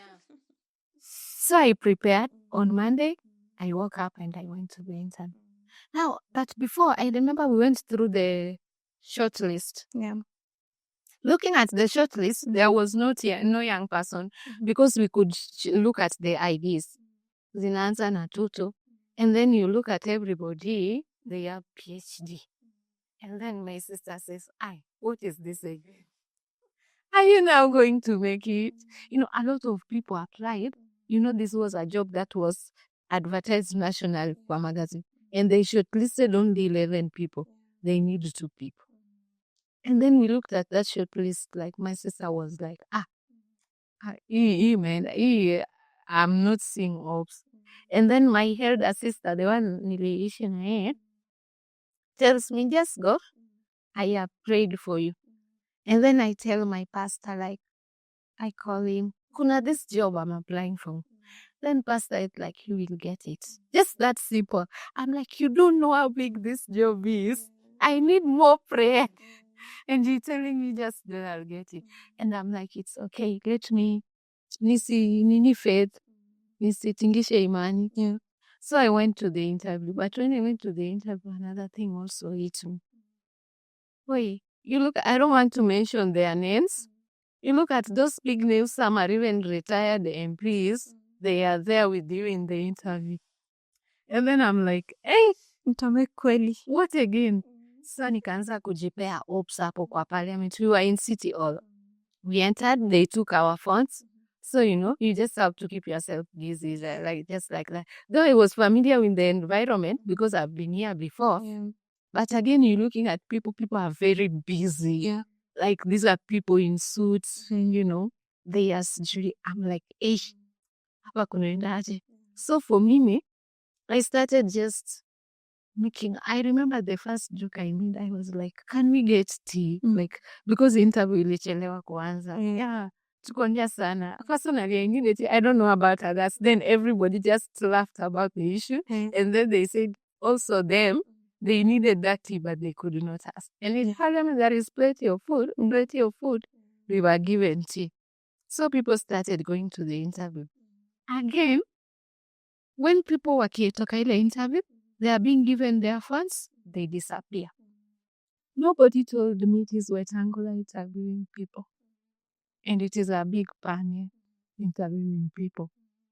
So mimi, I was called. It was my turn. But now, in parliament, you will feel the power now. You feel the real thing. By the way, inside there, things are not the same. Things are not the same. So, first of all, I was called. They need to check you, do research your body, whatever. They need to tuck you very well. They need to tell you to wipe your shoes, and so I started tension ikaingia. Nikasema, oh, it's not what I think. It's not a normal interview. Like, I always get there. And then now I went in. Going inside, like there is those microphones that wabunge use then. I even don't know how to use that thing. It was my first time. Now I've been told to sit there on those chairs, and then uko juu kidogo, and everybody ako chini. Then speaker ako hapo mbele. I'm telling you, for the first few seconds, I was interceding. Hizo few seconds, like, God, come, because there was a lot of tension. So they started the interview, and okay, I was asked maybe some things and in the summer, but mostly it was about tell us about your story, the journey that you've been. How can you be a leader? Have you been a leader? But thank God I've been a leader. See, I was a teacher in a college. Yeah, you deal with a lot of people, students, your headmates, the challenges you faced. And then he interviewed me. And then we were done. And then he tells me, we are done. Just go, we will call you. I was like, oh my. Wetangula will call me. This is not a place. There are those interviews. Utafanya interview. And then you will ask for the number of maybe anybody around, so that you can keep on calling and checking. Did it go through? Yeah, there is nothing like that. Wetangula anakwambia you will call you where and when. So I left Parliament buildings, somehow frustrated, with a lot of tension, stressed, actually very stressed. I'm like, God, I want this thing. What am I going to do? So I walked out of Parliament. If you look at that Parliament, kuna certain bank, cooperative bank, opposite this side, if you've noted. I went and stood there, just looking at parliamentary buildings and crying. Because do you know what was going on? Yeah. No, this job, people are like, they want to get it. And you see in big vehicles, people are like, interviewing a big vehicles. They are going to see who they can see. And then there is you. You're just a girl. You're just a girl. You only are a God with a God. So I'm looking at how things are happening. I'm looking at how things are going. I'm like, God, please. So I stood there for around 1 hour. I cried. And then kaisha hivyo. So, I had my phone, I remember. Mtu akinipigia nilikuwa nadhani ama ni already. Washa decide. Yeah.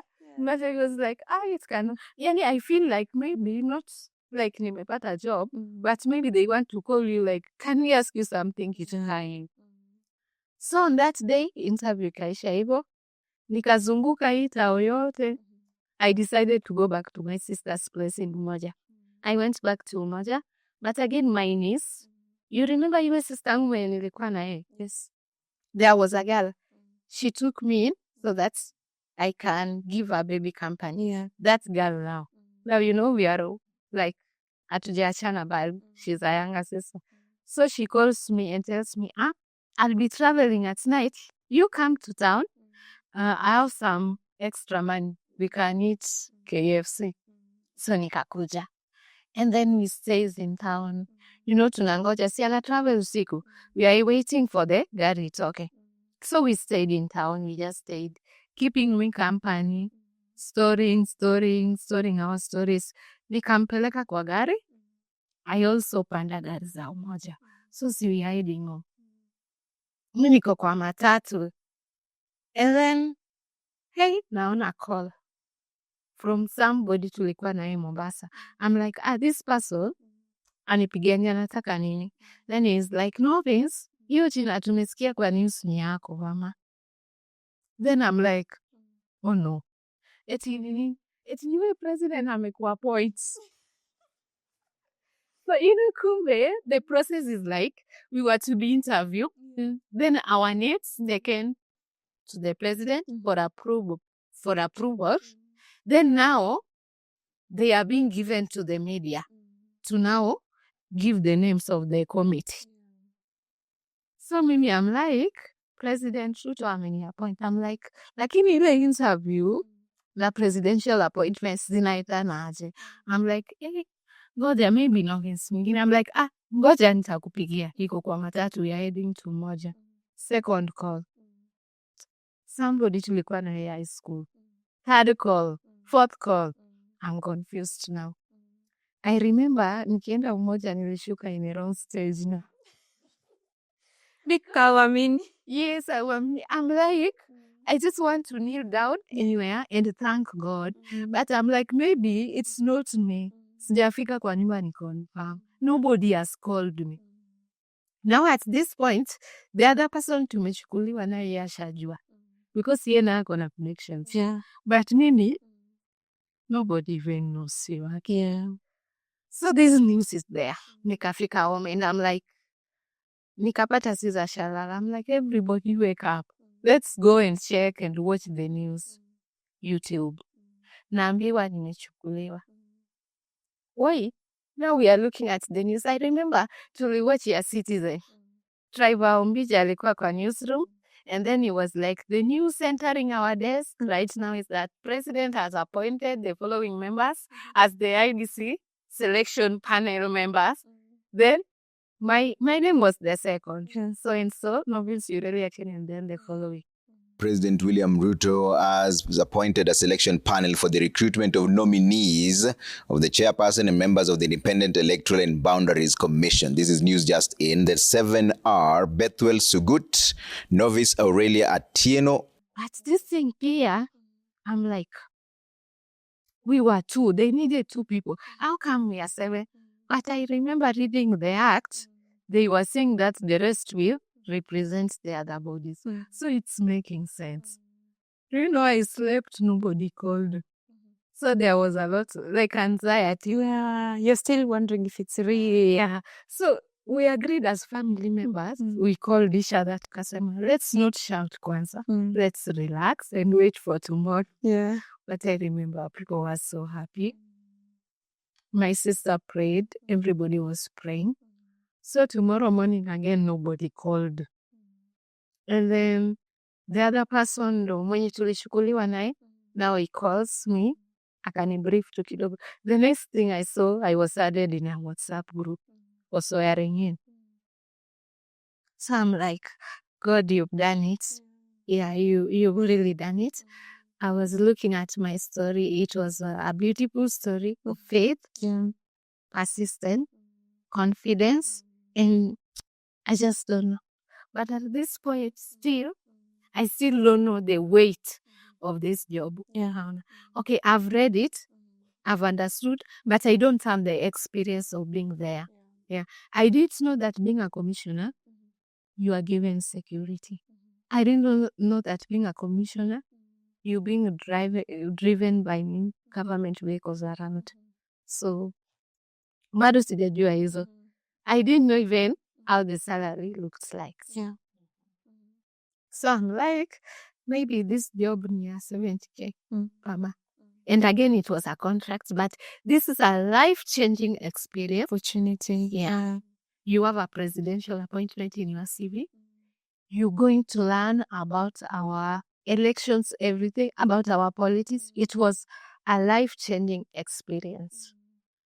So for me, we went to Kapaswani na Martha Koome. And I'm telling you. How was that moment? How did that moment feel for you? It was like a dream. And I think it was attracting attention because there was this small girl. And I remember then a certain MP was like, nani amekupea hii kazi ya wazee? Nani? Yeah. Nani amekupea hii kazi ya wazee? So you've been sworn in. Yeah, tukakuwa sworn in. And it was very beautiful. Though even that Bible, it was too big for me, for my hands by then. It looked too big. But it was a beautiful experience, though my mom was not around, because by then, you know, my family had prepared me like, now you look good. You know, we needed some curfew money. I do my hair, I do my nails, I buy shoes, I buy some good outfits. Now I'm going to appear on national TV, which of course we were there. It wasn't the news. Yeah. So it happened that way. And then now we started working. And then I looked at my salary. You remember I had this dream of changing all. Yeah. Now I say everything aside, this is a good opportunity to change all. And then I decided that I'm not going to change my lifestyle.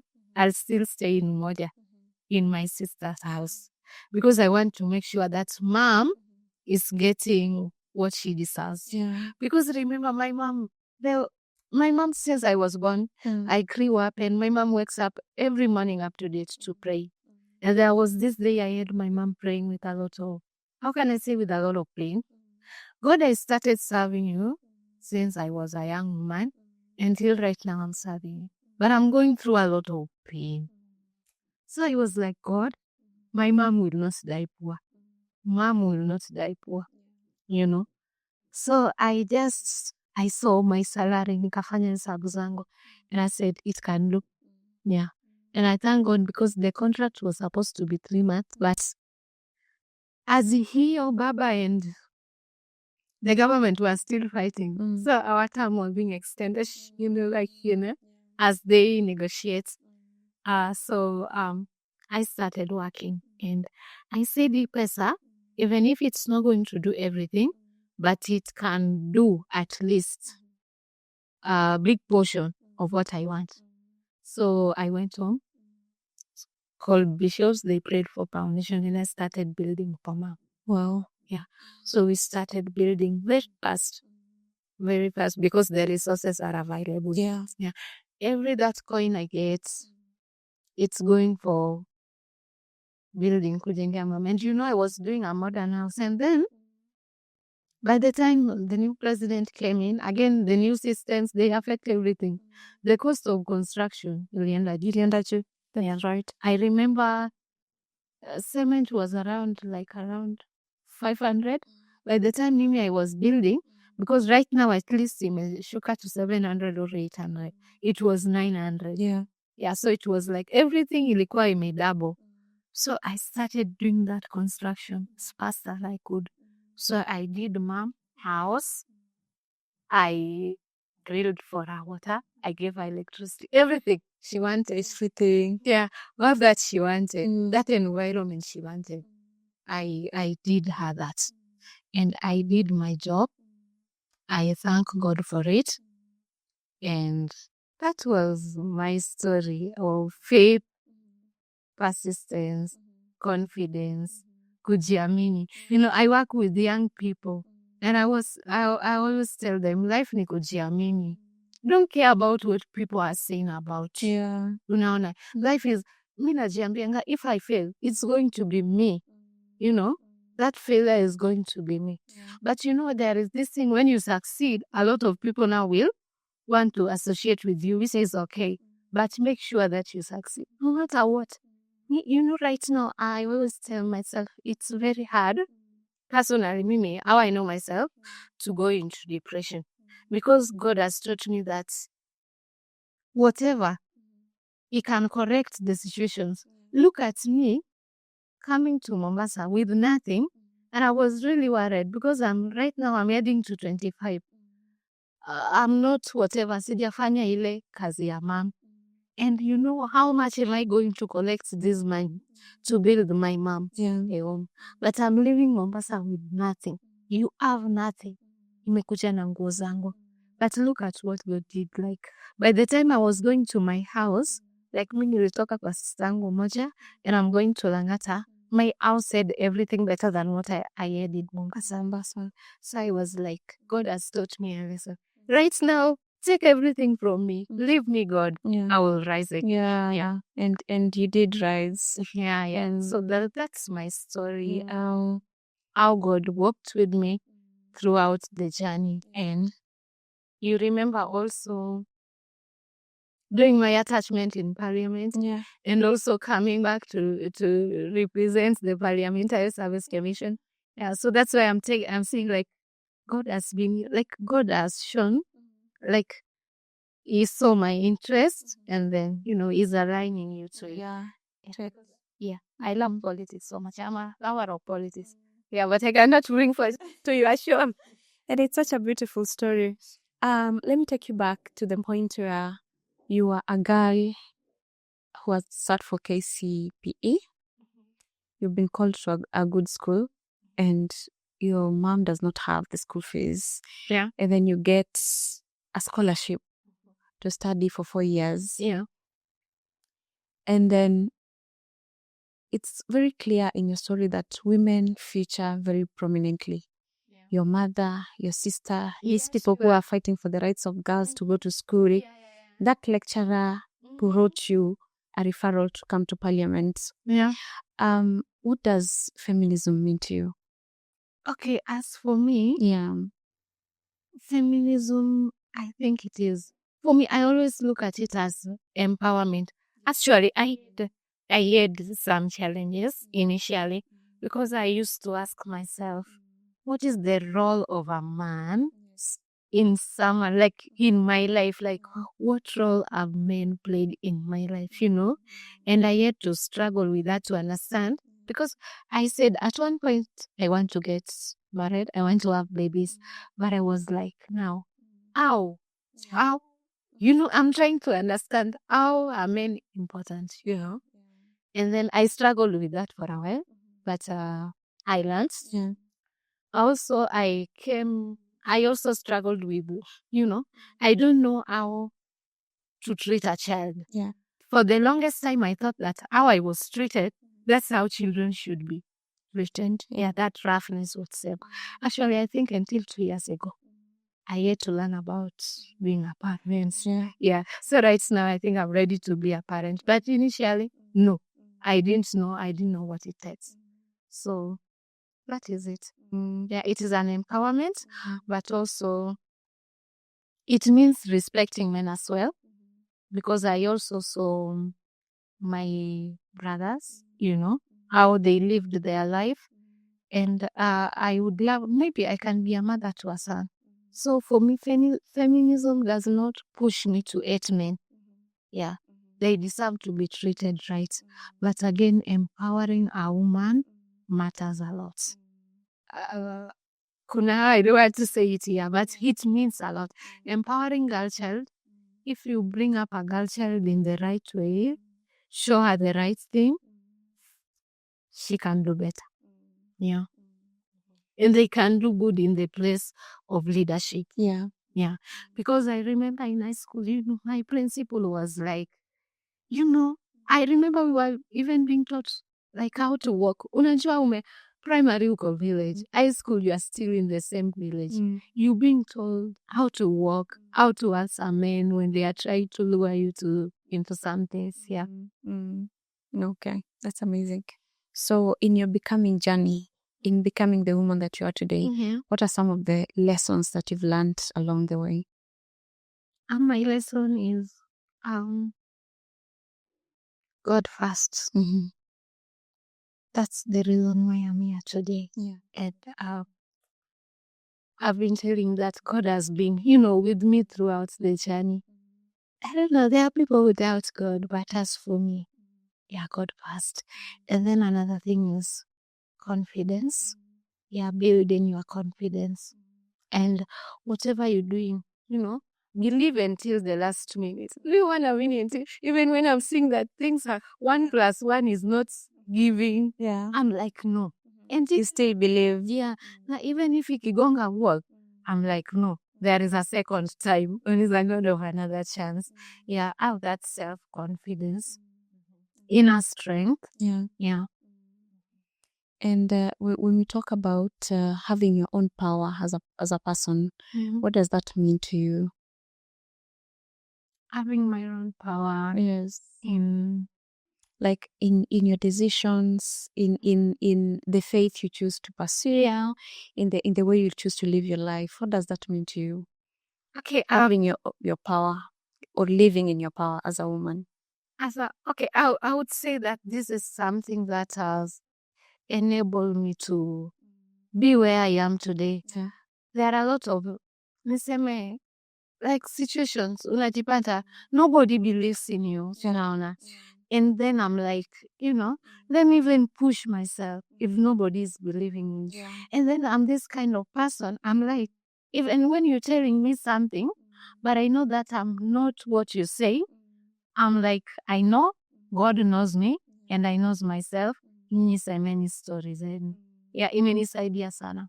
It has carried me all the way. I'm not, because I remember even in my childhood, people could threaten me with curses. Yeah. Sure. And pregnancy. And pregnancy, and I'm like, you guys, papi. Yeah. So as long as I know I'm doing the right thing and God is for me, and I am that confidence, life in a move to patane mbele. Yeah. I always tell people, wait for the result. Nobody will oppose the results. Yeah. Once you have the results, kila mtu atati. Kila mtu atati. Yeah. That's a beautiful place to be. Yeah. You've mentioned that you work with young people. How do you use your voice to inspire women, especially young women, young adult women? Okay. I think I always encourage them to do the right thing. Yeah. And I always use my story mostly. And I tell them, do you know what? You don't have to engage in other activities to be on top there. Yeah. There are no shortcuts to success. Okay, nowadays there are a lot of theories, but one thing I know, if you use a shortcut to get there, that success will also be short-lived. Yeah. It's about short-lived, or it will be cut short. Yeah. But the moment you are using your strength, people cannot take away what is inside of you. That knowledge that you have, people cannot take away what you have. That is kitu kama iko inside. Even if they do whatever they are doing, you will still get there because it is inside of you. But if you use the shortcut, it will be short-lived. Yeah. So I always speak to young girls a lot. And I always tell them, when you are 18, now in Kenya, you are like a mature person. And maybe you are allowed to give birth. And even if you give birth, I'm always telling them, there is that kujielewa lazima. Yeah, as a woman, you really need that. Okay. And then as we wrap up, how can women, as a lady who has been supported by women a lot in your becoming journey, how can we support each other? How can we support other women? How can we challenge other women? How can we uplift other women? Yeah, okay. I think women supporting each other, that's a discussion that we really need to talk about. But there is a lot of things that we need to do as women. First of all, we need to work on our insecurities as individuals. Not every woman will support you even as a young girl. Some people, especially women, there are some when you watakuwa as a threat. So first of all, we need to work on those areas of insecurities. Yes. And then know that you have your place. I also have my place. You cannot take what belongs to me. Yeah. And I cannot stop you becoming the person you want to become. And then now we start supporting each other. Yeah. And even as a woman, Mungu akikuinua ufike pahali financially. Lift those you can lift when you are coaching. Yeah. And I really don't know, but I'm always looking at my story. Like, I think women, when empowered, they can do a lot. Yeah. They can do a lot. Yeah. It's only that at times you find that we have women even in leadership, but they are afraid to exploit their potential. But they can do so much in those positions. But they are just afraid. They got there, God took them there, but they are afraid. Yeah. But women have so much potential. Yeah, that's true. And it's very clear that you have an interest in politics. Yes. Do you have any political ambitions for the future? Yes. Yeah, I do. You do? Yeah, I do. Okay. Okay, that's beautiful. So, what's your parting shot for women? What's your message to a girl in the village with limited resources Yeah. and little to no opportunities for growth? What's your parting shot? What's your message to that girl? What's your message to a woman who is in a place where she doesn't see like things are going to get better? What message do you have for a woman like that? So you can look at this camera. Maybe look at the camera. Yeah. Now this is my word to that man. Don't give up on yourself. Try until it works. There is no way you're gonna quit. It has to work. It will work. Definitely. If it worked for me, it will work for you. So continue trying. If you try for the first time, it didn't work, try again. Try for the third time. Try for the fourth time. It will work. Yeah, sure. I remember when I was applying for jobs, I did it for like a period of 1 year. Waiting on God, and I'm like, I'm not giving up. God, you have to come. And it happened. So it will work. Tajipa. Yeah, not giving up on yourself.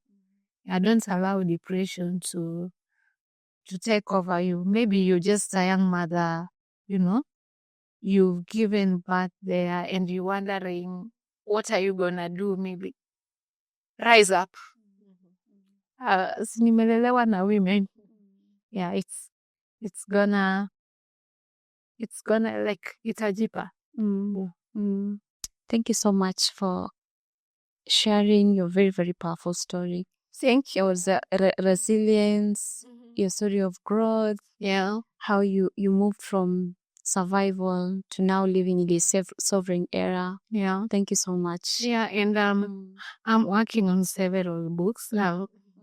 I'm not a publisher, but as I do, so I'm working on writing.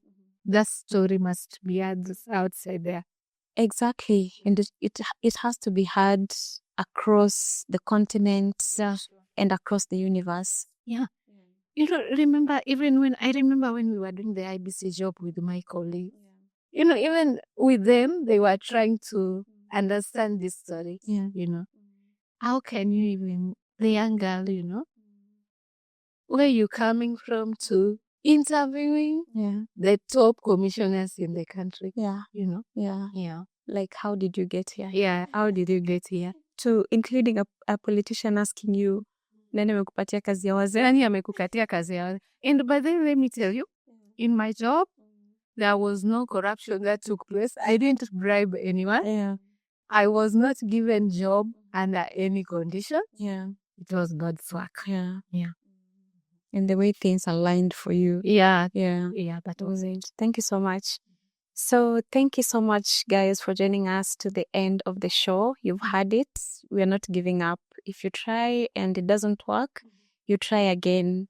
And we've also seen why it's important for us to hold the hands of young girls, especially from places where resources are limited, and give them opportunities to learn and to grow and to be prepared for the future.